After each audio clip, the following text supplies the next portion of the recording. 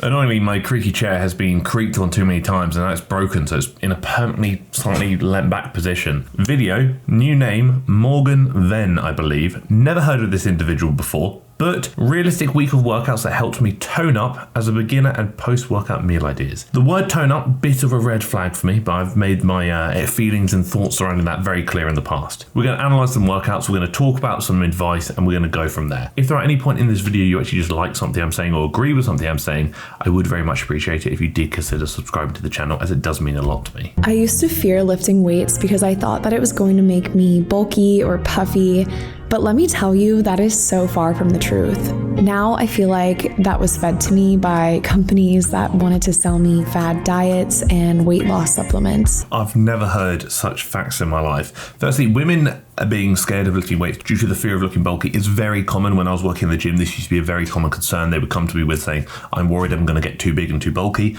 Quite frankly, I wish it were that easy. Honestly, no disrespect, I've been trying to get too big for over 10 years now, and I'm still trying. And sadly, the industry and companies do feed you with utter crap. A bunch of useless supplements you don't need, a bunch of useless workouts that are just not backed by any real logic or evidence and just don't make sense. And it is a real shame. But I would encourage it, again, depends on you, your body, your goals. Absolutely, this is not my choice, it is yours. But I would say weight training, resistance training at any capacity can only help you. There are no negatives if you do it properly. But the workout is apparently legs and booty, something I probably need plenty of because my booty is not looking scrumptious at the moment. Exercise number 1, curtsy lunge, 10 each side. I don't personally love the curtsy lunge, but if you want to do it, I fully respect it. It's not a bad movement by any means, it's just a preference here. What I would say though, a couple of things. Rest between sides. Big thing there. A lot of people develop imbalances because they go straight from one side to the other. The second side is by default going to be negatively impacted by some of the byproducts from the first side. So if you're tired, you're out of breath, you're fatigued from the first side, you go straight into the second side, that tiredness and fatigue and breathlessness is going to carry over, which could potentially limit the stimulus that second side is going to experience or receive, thus potentially resulting in an imbalance for me over time. Second thing, if you're going to hold dumbbells in any capacity, use straps. Your grip may not be a problem now, but it might be one day. Lateral lunge, a very similar movement. The thing here is doing two lunge patterns back to back like so. It's a bit of a tricky one because there is potentially a consideration of exercise redundancy where you do two movements that target muscles in a very similar manner. And that's kind of what might be occurring here. No, it's not exactly the same, I get that, but the similarities are quite there. And I'd probably opt for a more varied movement, maybe like a kickback variation later on down the line, or maybe even a split squat, something like that. Holding the dumbbell in a goblet position, how much of the fatigue is going to come from your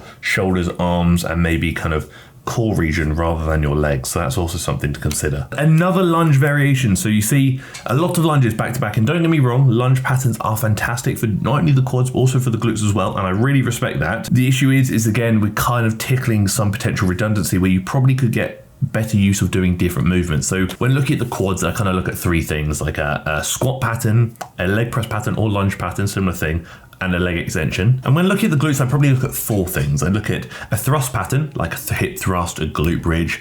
I look at something like a hinge pattern, an RDL, a good morning, something along those lines. I'd look at a potentially like a lunge or unilateral pattern. So a unilateral leg press, split squat to lunge, and then maybe a kickback pattern or something like an abduction, like a machine abduction. You tick all those boxes, you're probably fine. You probably don't need to do 3 lunges back to back when there are so many other options available. That being said, this is just based on my preferences. This individual may have different preferences, and I fully respect that. There's actually a note I want to add here. Let's have a listen. I viewed working out in such a negative way, as if something was wrong with me, so I had to exercise to change it. And it's obviously easier said than done to get out of this mindset, and I swear it took me 3 years to actually enjoy working out and to feel empowered by my strength, rather than feeling depleted and depressed.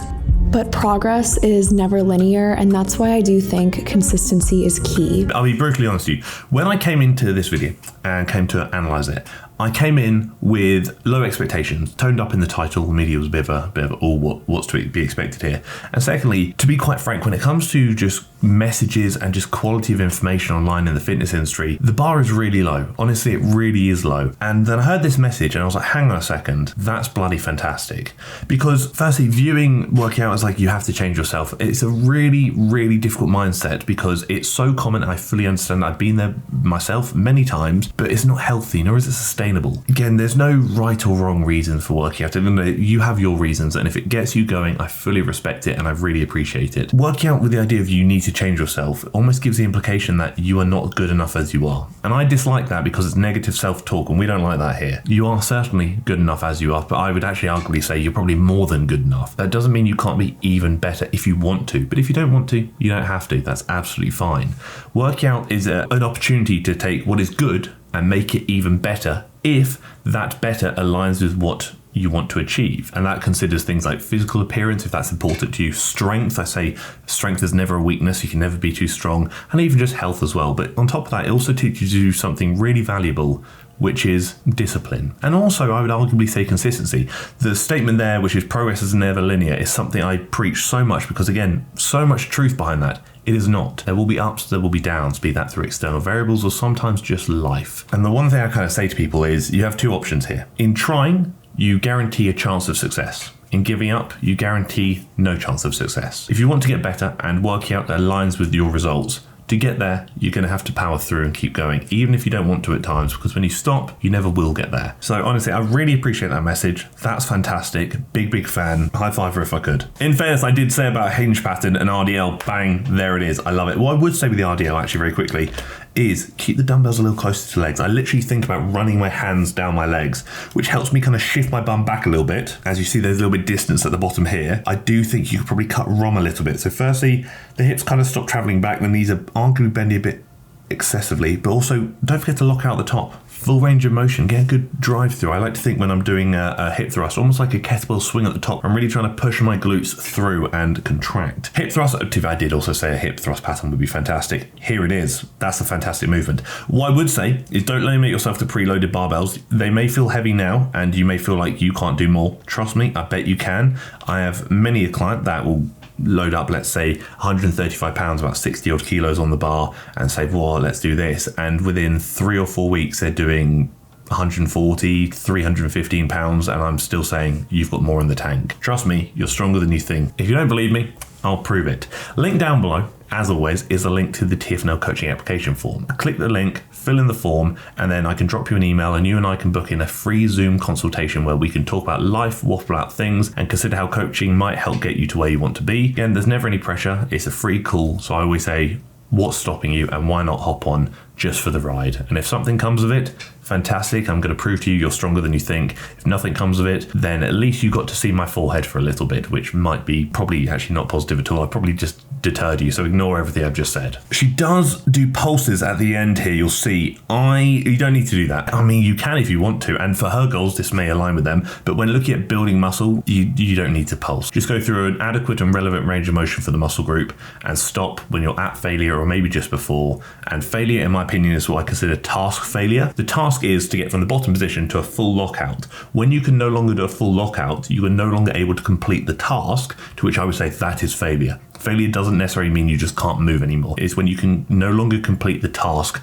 to the desired standard. Bent over rows, they're okay. I do find the lower back fatigues pretty quickly, but you can do them if you want to. What I would say the hesitation here is there's a good flare here, which indicates more mid to upper back, as you'll see from the upper arms. Pulses, again, you don't need to. Then we go to another bent over row variation, which is a bit more flared, which is probably shifting a little bit more emphasis to the upper back. You probably don't need to do both of them back to back. Into a supported side row, I'm not really fully sure what is occurring there because it is going to limit how much of the back is actively working. So you probably don't need to do all movements back to back. And to be honest, if you're going heavy enough and pushing close to failure, your lower back's probably going to fatigue before your upper or mid back. So it kind of does reduce how effective that movement might be for the intended purpose. And in this case, from how I'm speaking, is going to be more building muscle and hypertrophy. The overhead extension, fine if you want to, you absolutely can. What I would say is similar to the bent over row, we worry about your lower back and kind of core fatiguing first. Do it seated. That extra element of stability can really help when pushing the muscles to, if not closer to failure, and help remove any potential weak links in the chain. I actually don't love a kickback, especially a dumbbell one.